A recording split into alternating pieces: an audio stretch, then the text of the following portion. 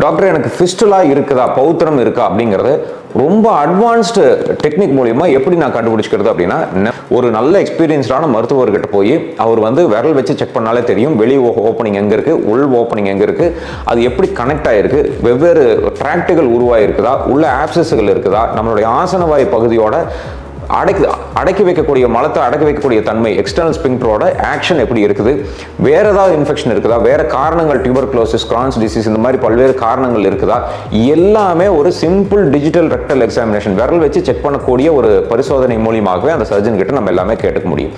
இரண்டாவது, சந்தேகங்கள் இருந்ததுன்னா இதை வந்து ஒரு எம்ஆர்ஐ ஸ்கேன் மூலியமாக தான் தெரிஞ்சுக்க முடியும். ஆர்டினரி அல்ட்ராசவுண்ட் ஸ்கேன் மூலியமாக தெரிஞ்சுக்க முடியாது. மூன்றாவது ரொம்ப அட்வான்ஸ்டான டெக்னிக் வந்து எண்டோஸ்கோபிக் அல்ட்ராசவுண்டுங்கிறது, எண்டோசோனோ EUS சொல்லுவோம்.